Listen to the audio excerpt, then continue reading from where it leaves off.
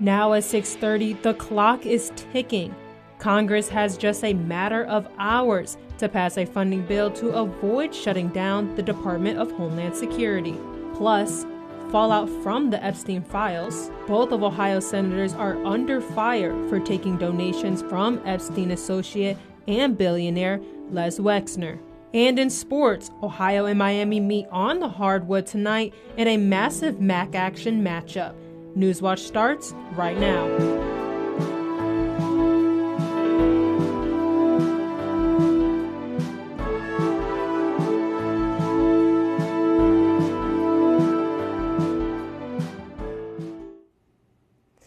Thanks for joining us. I'm Serenity Prophet. Welcome to Newswatch. Washington is bracing for the Department of Homeland Security to shut down this weekend. Karen Kafa has the latest on what immigration reform Democrats are demanding to fund DHS. With Congress still at an impasse. Are we really willing to put everybody into a partial government shutdown over a situation where the agency already has the money? Democrats will not support a blank check for chaos. The Department of Homeland Security is headed toward a shutdown this weekend. Every other portion of the federal government has been funded except Homeland Security. In exchange for supporting funding for other departments through September 30th, Democrats demanded more time to negotiate reforms to immigration enforcement operations after the shooting deaths of Alex Pretty and Renee Good by federal immigration agents in Minneapolis last month. Funding for ICE and the Department of Homeland Security should not move forward in the absence of dramatic changes that are bold, meaningful, and transformational.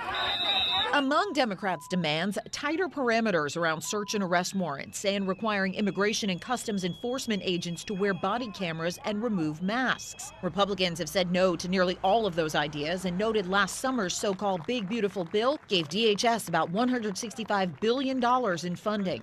The ICE funding is already done for the entirety of the Trump administration, so they're not affecting that in any way. In addition to immigration agencies, DHS also includes agencies like the Federal Emergency Management Agency and the Coast Guard. Most of the department's personnel are considered essential, meaning they'd stay on the job but without pay until a funding agreement is reached. In Washington, I'm Karen Kafa. After a chilly morning, the temperatures are back on a rise. But what does Valentine's Day look like? Forecaster Calvin Stebbin has the preview for the holiday weekend. Yeah, Serenity, at least through Valentine's Day, we are going to see a nice little warm up with our highs being in the low 50s for most of the day. But if we just take a look at our surrounding areas just at the moment, we do have a bit of high pressure just in stationary over our area, which again is allowing for that sunshine and daytime heating process to occur. Now in the upcoming days, we are going to see this low pressure system by the Oklahoma-Texas border move into our area, which will bring back that chance of rain, and I'll hit on a little bit more of that on my full weather. Now just take a look at our surrounding areas just south of I-70, 39 in Zanesville and 40 in Lancaster. Then through the Ohio River Valley, 48 in Huntington and 40 in Parkersburg. Currently here in Athens though, it is 42 degrees with clear skies out there. Heading through tonight, we'll see an overnight low of 26, and those mostly clear skies will be sticking around, so if you are going out tonight, make sure you bundle up. Then heading through Valentine's Day, we'll have a nice high of 53 with partly sunny skies and a low of 35. I'm going to send it back to Serenity. Thanks, Calvin. Ohio Senator John Husted and Bernie Moreno are under fire for accepting donations from Epstein's associate Les Wexner. Husted accepted a $3,500 donation from Wexner and 2 months later voted against releasing the Epstein files. Moreno also voted against releasing the Epstein files after receiving the same amount in late June. Husted received more than $100,000 from the billionaire friend of Epstein throughout his political career. After initially opposing the release, both senators changed course to vote for the Transparency Act in November. Goldman Sachs' chief legal officer is resigning after her ties to Jeffrey Epstein were made public. Kathy Rumler stepped down yesterday after emails and text messages between her and Jeffrey Epstein were released. Rumler also served as legal counsel in the Obama White House and became especially close with Epstein after he became a convicted sex offender. Her name appears in more than 8,000 documents in the Epstein files, going as far to call him Uncle Jeffrey in 2018. Rumler will wind down her services, with her last day being set for June 30th. The Trump administration is facing scrutiny from Democrats on the Foreign Relations Committee over sending immigrants to countries they are not from. The Foreign Relations Committee reported the Trump administration has spent over $30 million to send immigrants to alternative countries. Often, immigrant home countries will not accept immigrants the Trump administration hoped to deport. The alleged inhumane conditions have earned sharp criticism.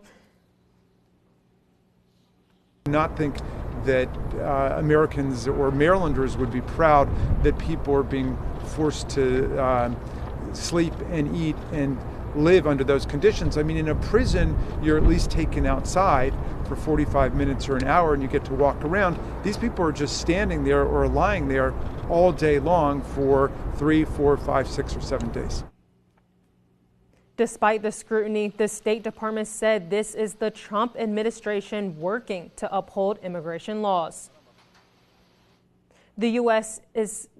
sending another aircraft carrier to the Iran amid growing tensions with the country.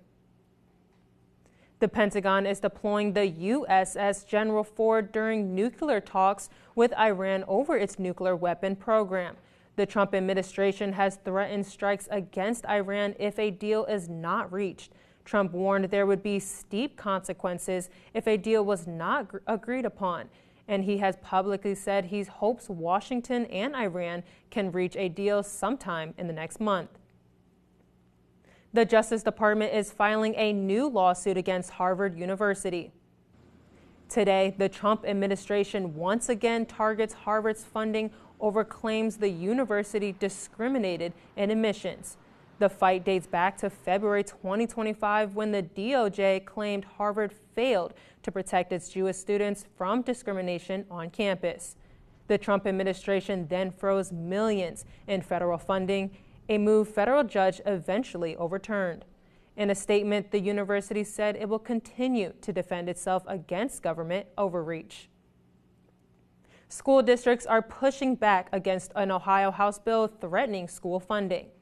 What critics are calling the bully bill would withhold state funding for public school districts that sue state over said funding. Once the litigation wraps up, funding will be restored. School districts across Ohio say the bill violates Ohio's Constitution, which requires the state to fund public schools. While supporters say schools shouldn't be able to use state money to sue the state, the bill is currently in the House Finance Committee.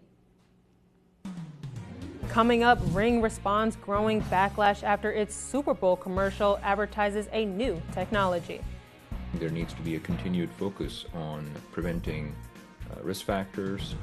And the signs you need to be watching for to keep up your heart rate. Rain is back in the forecast. Stay tuned to see the timing of it all.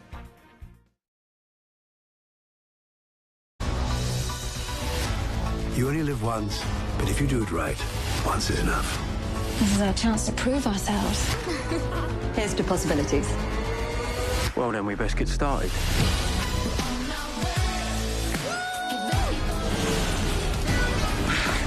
There's much about me that you don't know. You're persistent, I'll give you that. You have been busy. Justice never sleeps. Every time I see you, there are more of you. And we're even more successful. You are many things. You're not boring. Let's not get carried away. We are going to do this together. I'm really impressed. We're looking for 3 tons of gold. It's murder. We have a match. Probably just coincidence. Nope.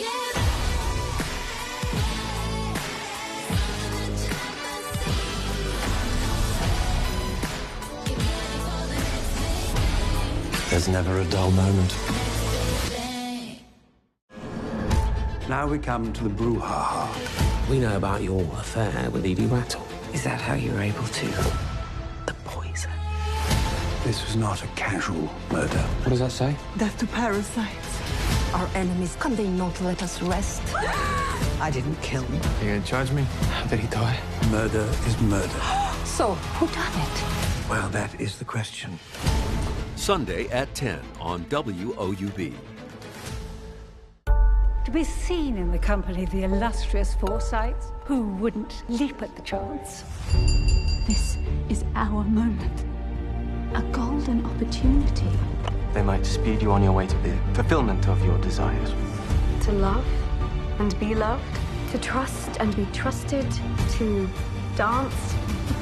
It will be a dance.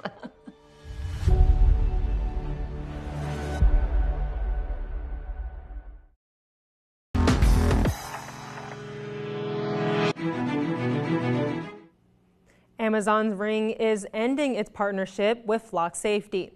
After a Super Bowl ad showcasing Ring using AI surveillance technology to find lost animals, public concern grew about how the technology could be used. Flock would also allow users to send Ring footage to law enforcement.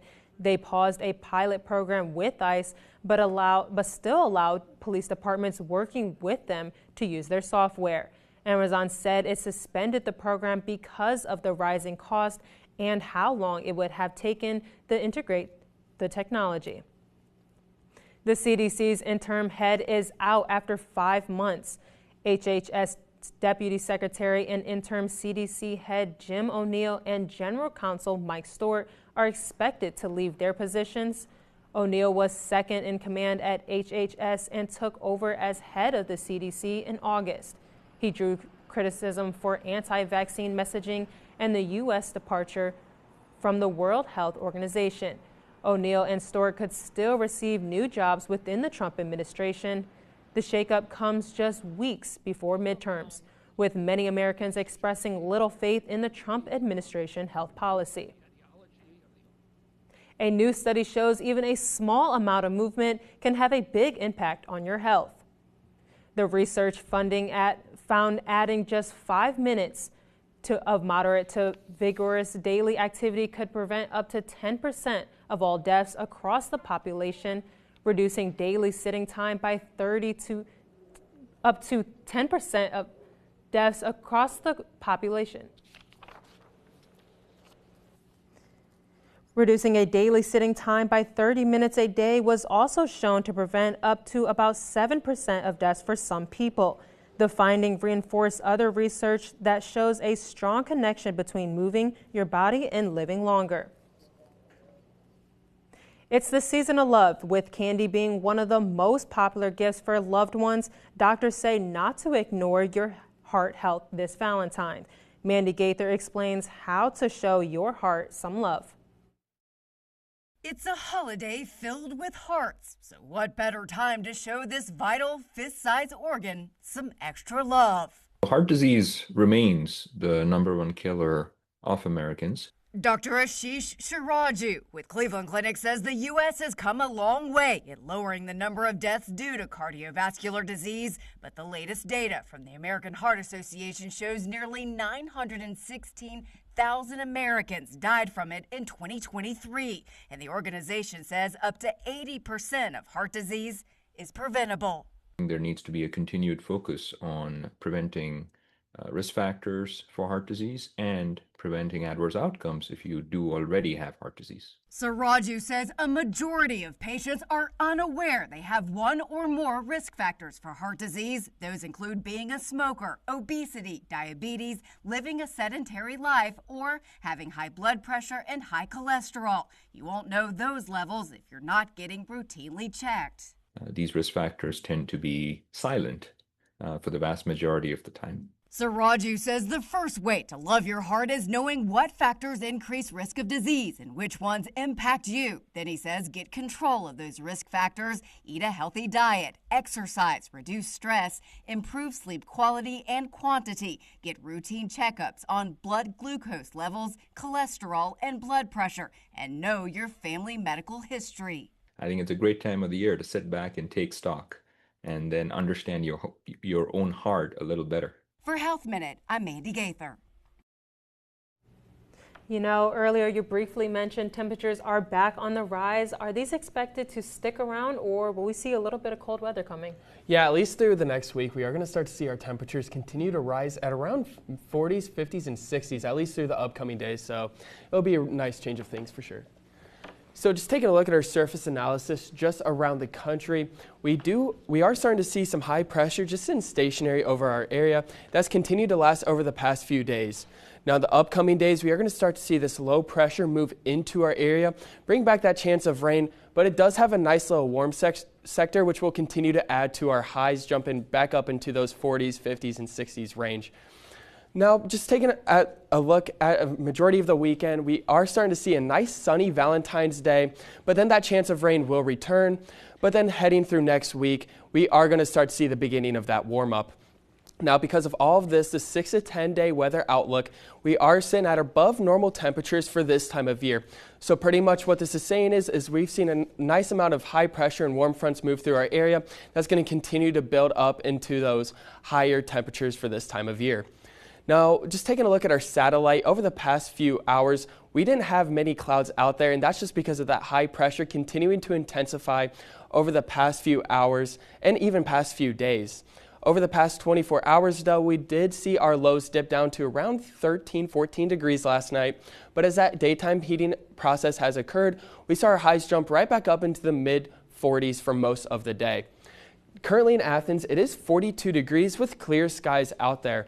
Those clear skies will be sticking around tonight. We'll see an overnight low of 26, and then heading through Valentine's Day, partly sunny skies as that low pressure continues to move into our area.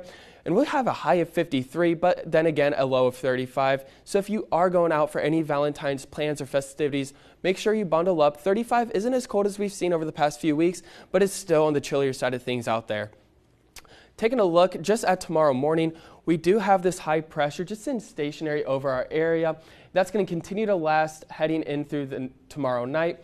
And we are starting to see this low continue to intensify and track through our area. And we do see this high pressure by the Carolinas just sitting stationary. That's going to move up into our area, and that's going to be its last line of defense for this low pressure. This low pressure is continuing to track into our area, and again, knocking off that high off the East Coast. And then heading into Sunday night, we are going to start to see that chance of rain return as that low is moving into our areas. Taking a look at our 7-day outlook, heading through Saturday, high of 53, partly sunny skies, low of 35. Sunday, that low pressure moves into our area, 60% chance of rain, high of 50 with a low of 33.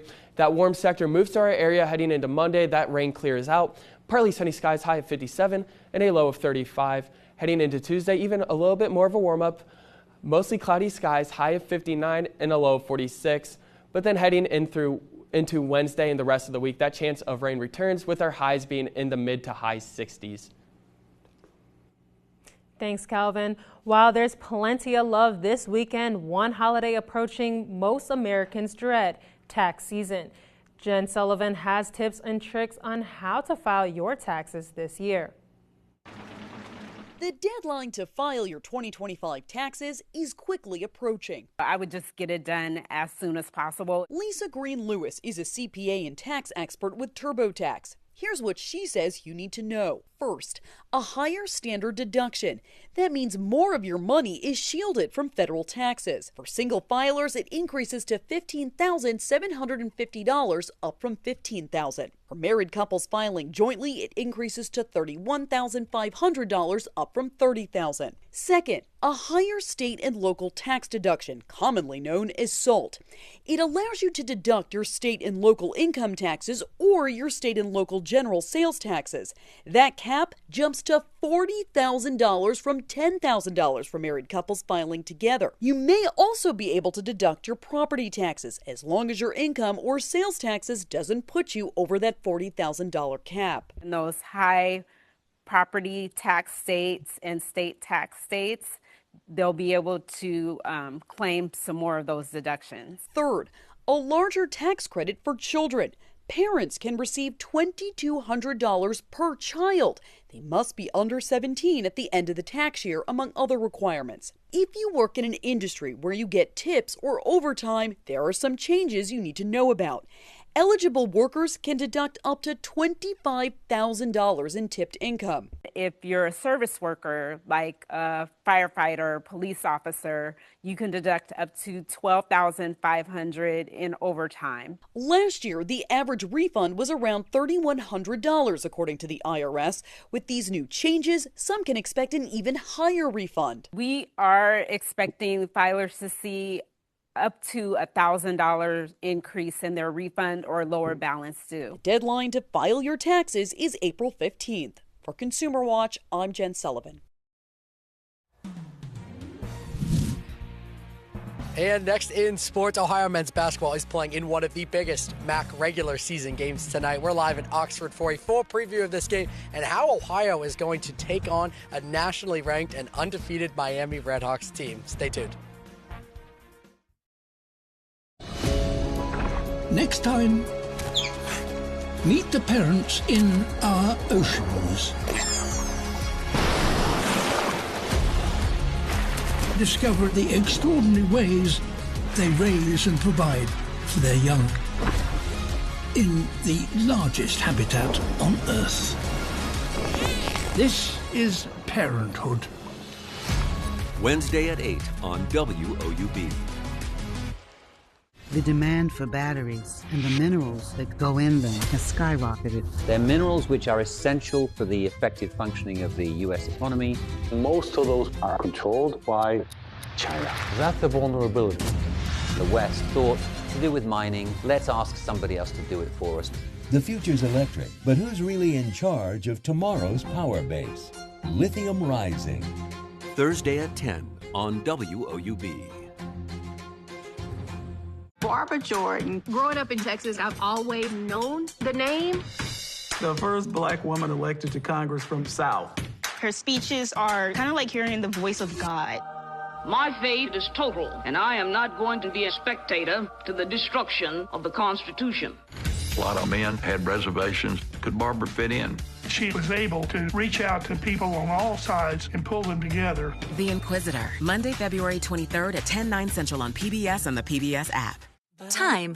It's an interesting thing. We always wonder what time it is, and other times we wonder, where does it go? That's because time flies and waits for no one. So, is it time to donate that car that keeps costing you money? If you've been waiting to give to public television, consider donating a car, truck, or RV. And we'll arrange for a free pickup. You may even qualify for a tax deduction. There's no time like now. Donate today.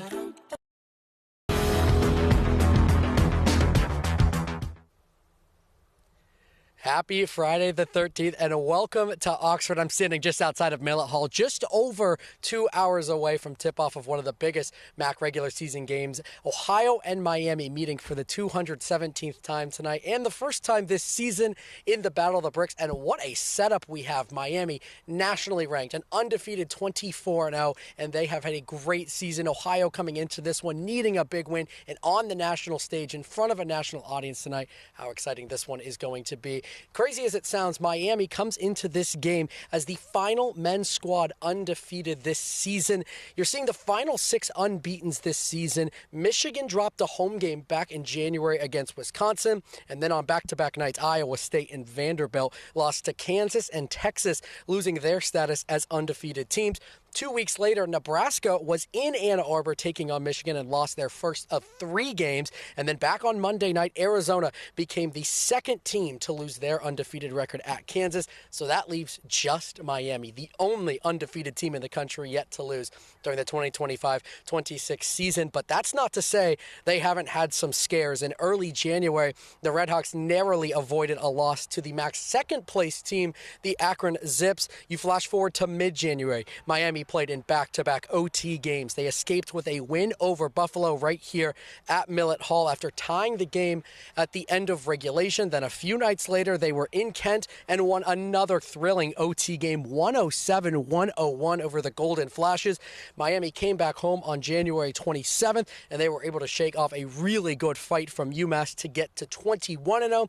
And then just last week, Miami took on Buffalo on the road this time, and they took on another good battle, but they got the win 73 to 71. So there have been a couple of close calls, but at the end of the day, Miami is 24-0 and one of the better teams in the country. Flipping the page to Ohio, this is a team coming in who hasn't played a MAC game in 10 days since they beat Western Michigan last Tuesday night. And when you look at this team, they enter after a really tough road loss to Old Dominion in the MAC Sun Belt Challenge last Saturday.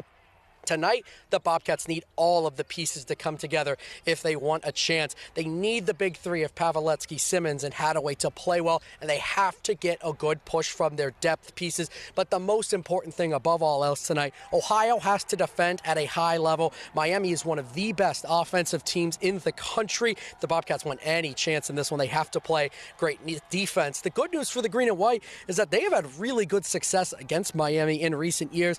Bobcats are 9-2 against the Redhawks under Jeff Bowles, and they've won 8 of the last 10 meetings. These two split their 2 meetings last year, with both winning on their home courts. They're obviously meeting tonight, and then they will face off again on the final night of the regular season in Athens on March 6th. For what this means for the MAC tournament, the conference as a whole, really not much. Miami holding the #1 seed in the conference tournament. Ohio is comfortably in that tournament. They're going to be going to Cleveland at this point. Really, we're just wondering what seed they're going to hold when they get there. The big question for Ohio now is, can they turn it on and make a run in March to potentially get back to the NCAA tournament? But don't worry about the MAC tournament tonight. Worry about the Battle of the Bricks. It's one of the biggest MAC games really in recent memory.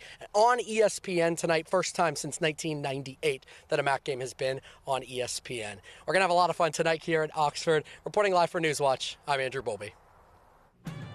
We'll be right back after the break, but for now, here's a look at what's coming up on WOUB.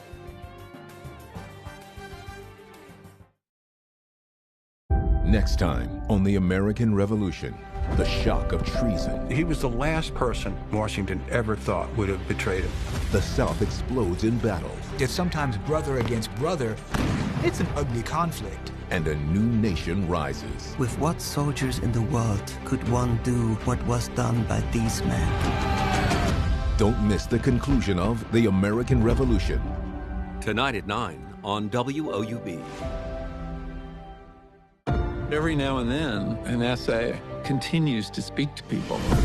Henry David Thoreau wrote about the impact of industrialization on nature and society. He tried to live a simple and intentional existence. I went to the woods because I wished to live deliberately. Thoreau says you can't even ask the deep questions if you don't stop to figure out what the deep questions are.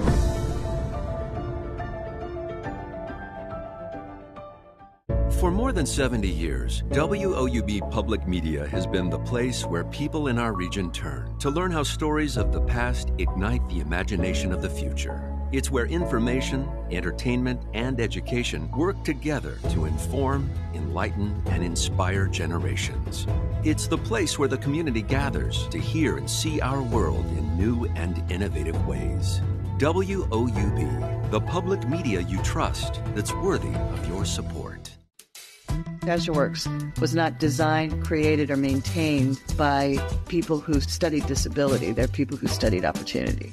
If a person has very limited movement and can make little teeny circles, there's a place for you.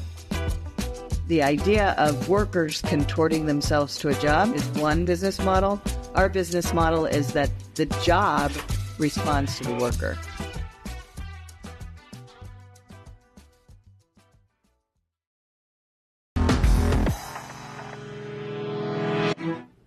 So it's safe to say keep an umbrella handy these next few days? Yeah, heading into tomorrow night, we're going to start to see some rain move into our area, but at least through tonight, we're going to have mostly clear skies out there with an overnight low of 26. And then heading in through Saturday, we're going to see a high of 53, low of 35, making for a beautiful Valentine's Day. Now get that umbrella handy heading into Sunday. We'll see 60% chance of showers, high of 50 and a low of 33. Heading in through Monday, we're going to see that high of 57, and again, through the rest of the week, we'll see our highs in the mid to low 60s. That does it for us here at Newswatch. Thanks for watching. Stay tuned for PBS NewsHour coming up next. Have a great night.